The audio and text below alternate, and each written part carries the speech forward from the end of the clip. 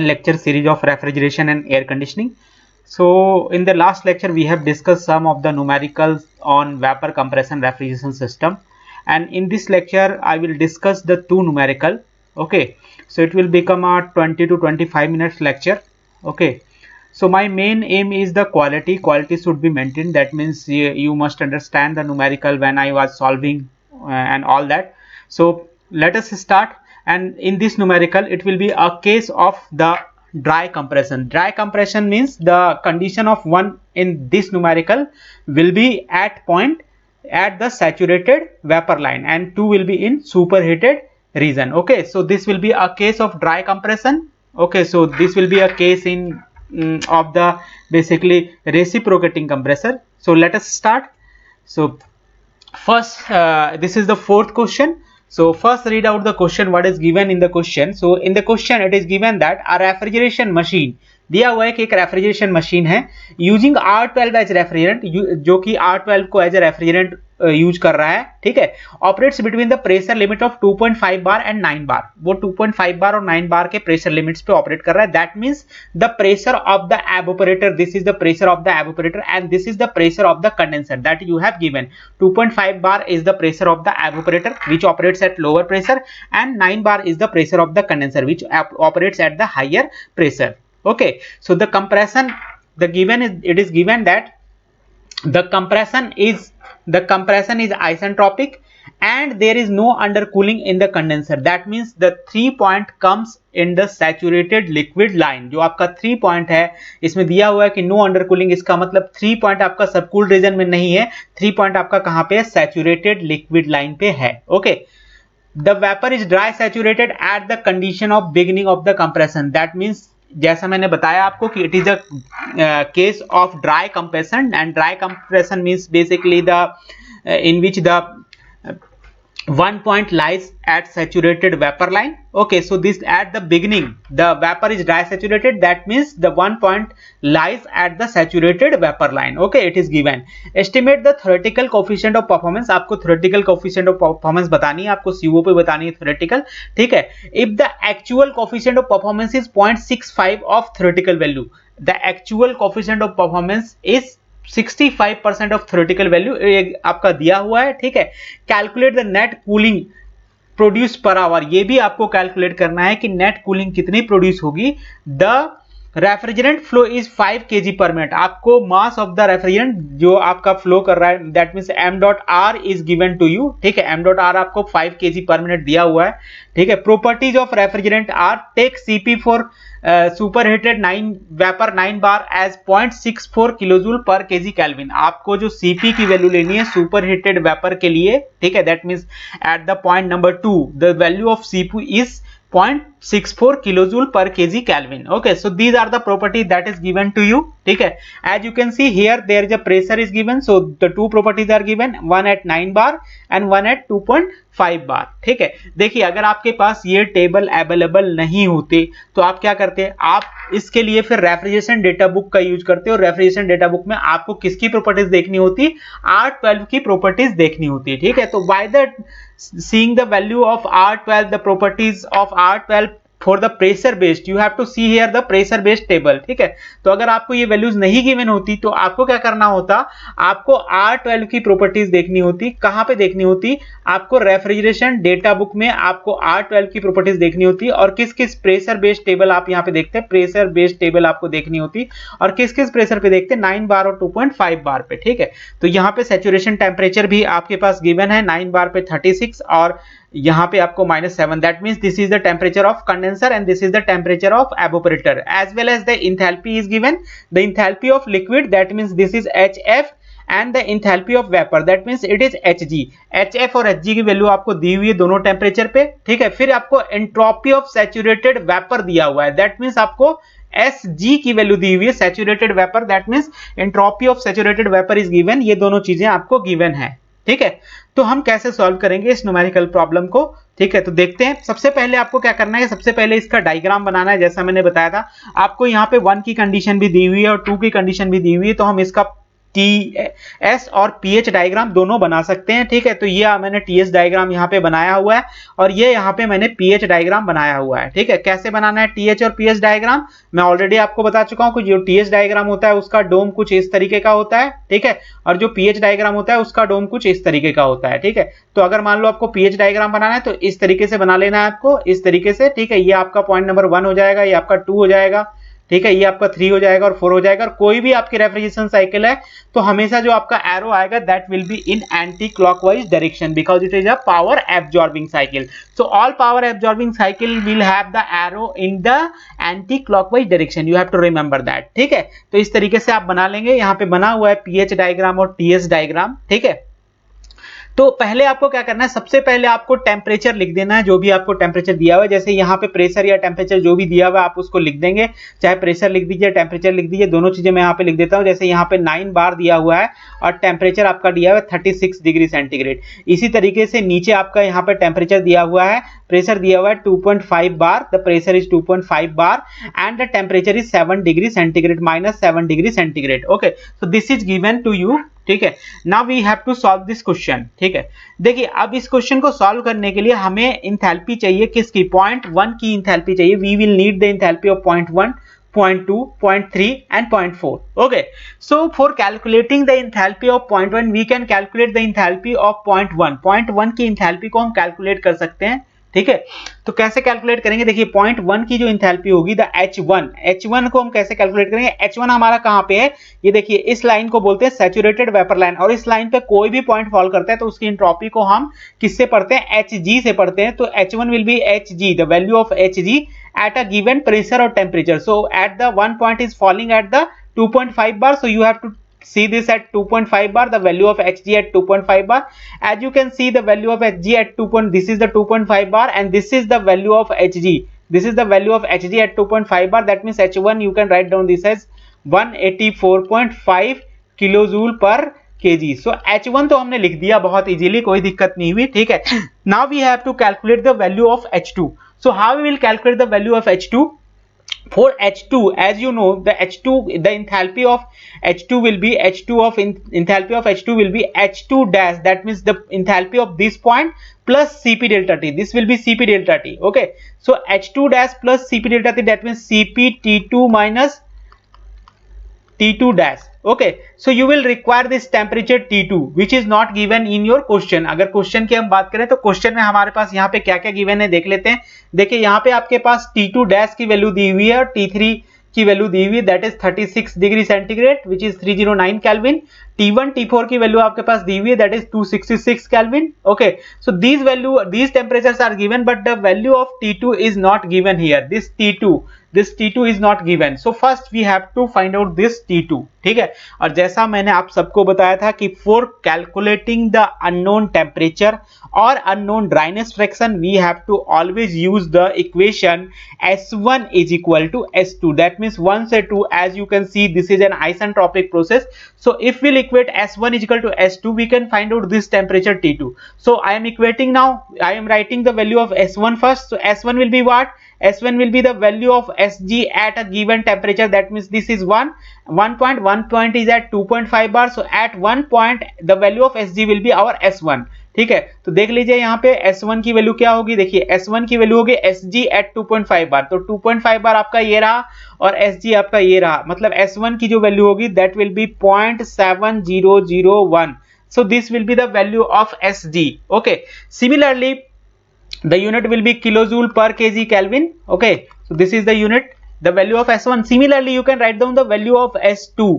और S2 की equation मैं ऑलरेडी आप लोगों को बता चुका हूं कि S2 की वैल्यू क्या होगी। देखिए S2 की वैल्यू कितनी होगी, यहाँ पे जो S2 की वैल्यू होगी that will be S2 dash plus Cp ln T2 upon T2 dash. So this will become, ये जो S2 होता है, जो भी कोई भी पॉइंट आपका सुपर हीटेड रीजन में होता है तो उसकी जो एंट्रोपी होती है उसको हम लिखते हैं, किस तरीके से लिखते हैं, जो S2 डैश उसके करस्पॉन्डिंग का जो सैचुरेशन पॉइंट होता है उसकी एंट्रोपी प्लस आपका होता है ये Cp ln जो आपका सुपर हीटिंग का टेम्परेचर है T superheated upon T saturation. Okay, so T superheated upon Ts।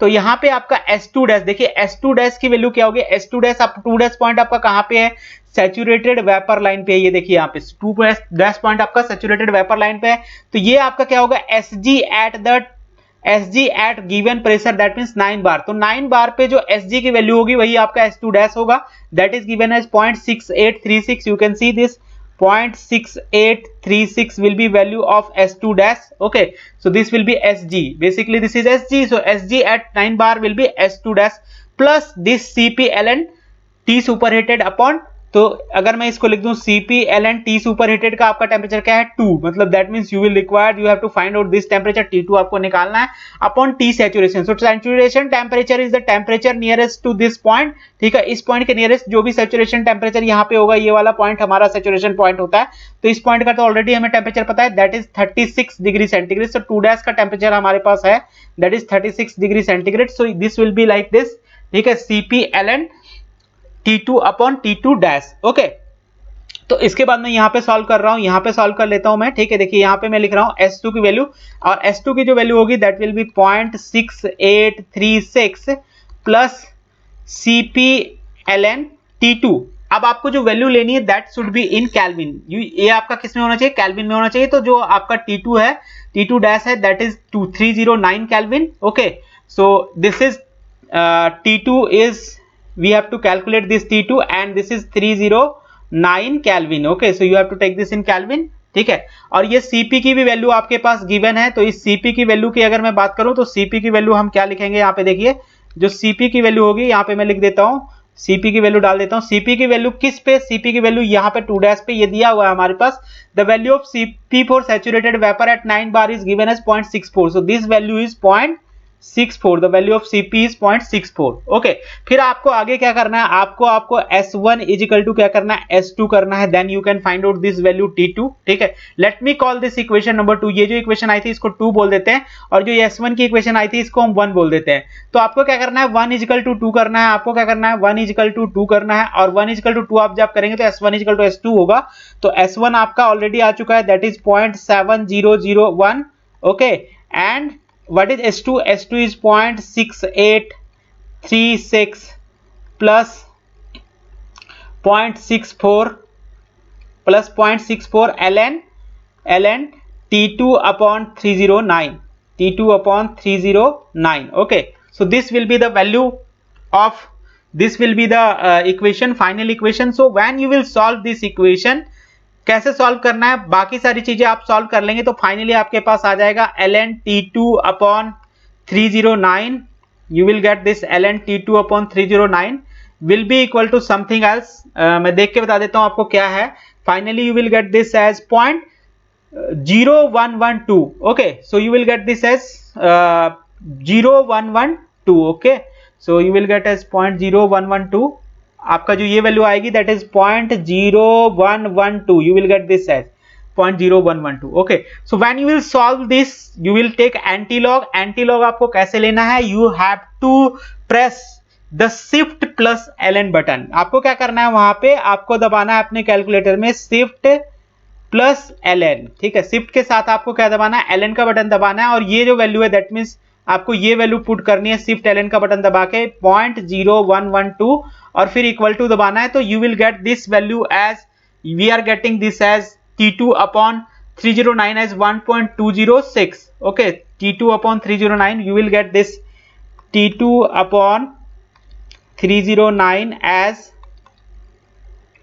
T2 upon 309 as this 1.026, you will get this as 1.026. okay, so you will get this as 1.026.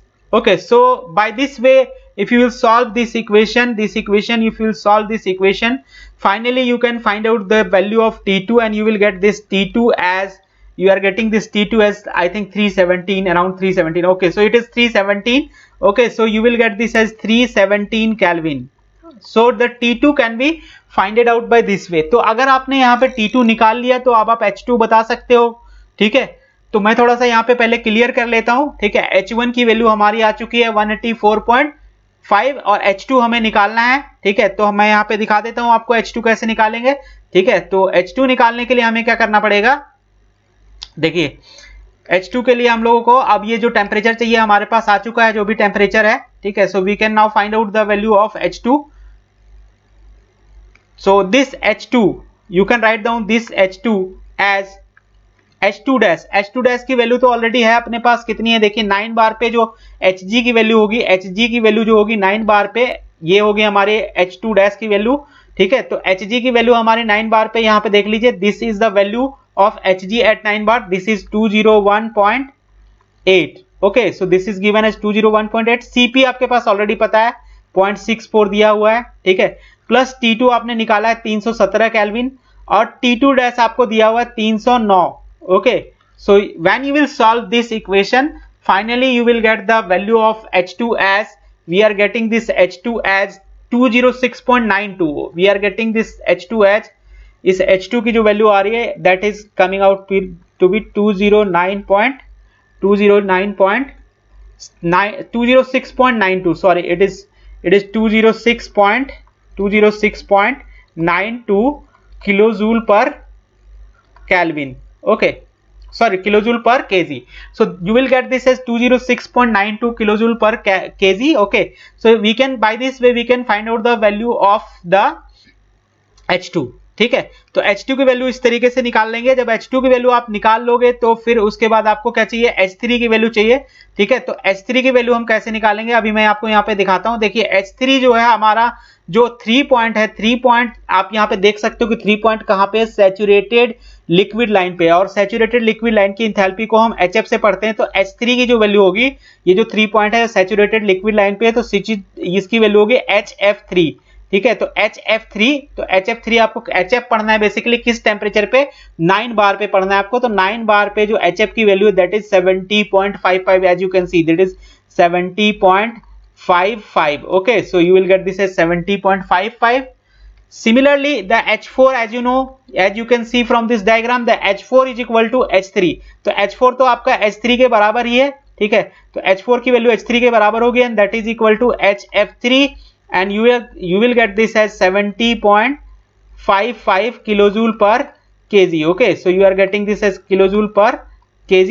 So H3 H4 सारे आ गए हमारे पास, H1 हमारे पास आ गया, H2 आ गया, H3 आ गया, H4 आ गया।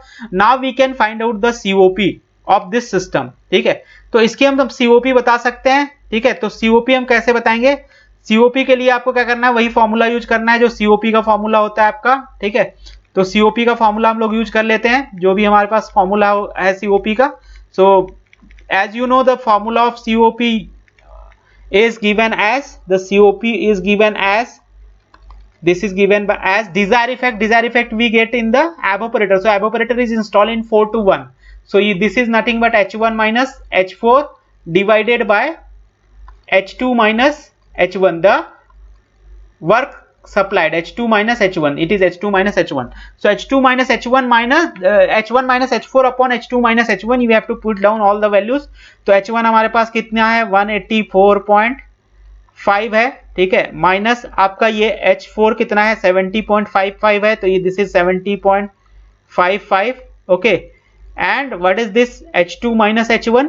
H2 minus H1 is, H2 is given as 206.92, so this is 206.92, and minus the value of H1. H1 is 184.5, so you have to put down this as 184.5. Okay, so when you will solve this, finally we are getting this, when you will solve this, finally you will get this as,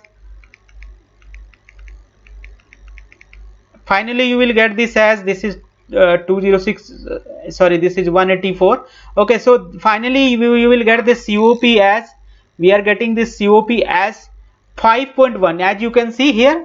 Okay, this is 70.55, in here as you can see we are getting this as 5. The COP finally we are getting as, COP we are getting as 5. Okay, so the COP is coming out to be 5. Now the second part of this question, in the second part it is asked that calculate the net cooling effect produced per hour. Okay, so net cooling effect produced per hour, so basically he is asking you the refrigeration effect in kilojoule per minute or kilojoule per hour. Okay, so for this you have to first calculate the actual COP, as you know, as it is given that the actual COP of the machine is 0.65 of the theoretical COP. Theoretical COP we have calculated as 5.1. This is 5.1. Okay, not 5. So we have calculated this as 5.1. So the actual value you will get this as 0.65 upon COP theoretical. तो COP theoretical जो आपका आ जाएगा ये आ जाएगा आपका COP actual जो आपका आ जाएगा, you will get this as 3.315 the COP actual. तो आपको COP एक्चुअल आ गया, ठीक है। आपका वर्क डन आपको पता है, वर्क डन की वैल्यू कितनी है आपकी H2 माइनस H1 है। तो H2 माइनस H1, H1 की वैल्यू, H2 की वैल्यू कितनी है 206.92 और H1 की वैल्यू कितनी है 184.5 है। So you will get this as 22.42. Okay, so you will get this as 22.42 the work supplied. Okay, so as you know the actual we have to calculate now the actual refrigeration effect. So actual refrigeration effect will be actual जो आपका refrigeration effect होगा, ठीक है, वो निकालना है हमें। तो देखिए आपका जो COP होता है, COP अगर मैं actual लेता हूं, ठीक है, तो COP actual जो होगा that is refrigeration effect actual, ठीक है, upon work supplied. ओके, सो हमें refrigeration effect actual मिल जाएगा RE actual. So refrigeration effect actual will be nothing but W multiplied by the COP actual, ठीक है, COP actual. So when you will calculate this, you will get this W हमारे पास 22.42 है, ये हमारा 22.42 multiplied by COP actual हमारे पास है 3.315. So you will get this as 74. You are getting this as 74.3.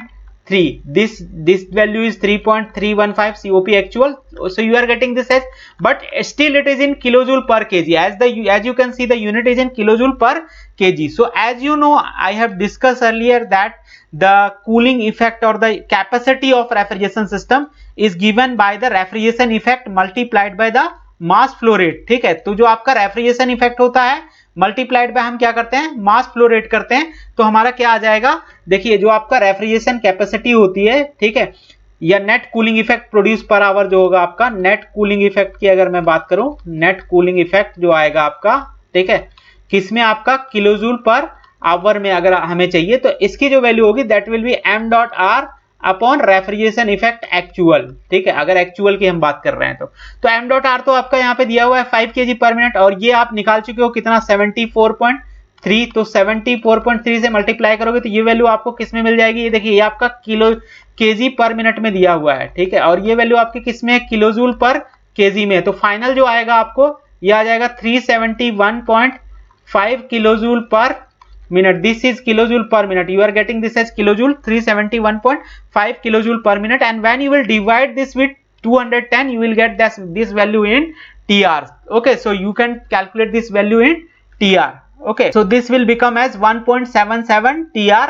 और अगर किलोजूल पर आवर में अगर इसने, you have to multiply this with 60. You have to multiply this with 60, not divide. If you will divide with 60, then you will get as in kilojoule per second. So when you will multiply this with 60, you will get this value in kilojoule per hour. Okay, and if you want to calculate the value in TR, then you have to divide with 210 and you will get this as 1.77 TR, because 1 TR की value कितनी होती है, 210 kilojoule पर minute होती है, ठीक है। तो इस तरीके से आपको कैलकुलेट करना है, ठीक है। सो this is the one of the question. Now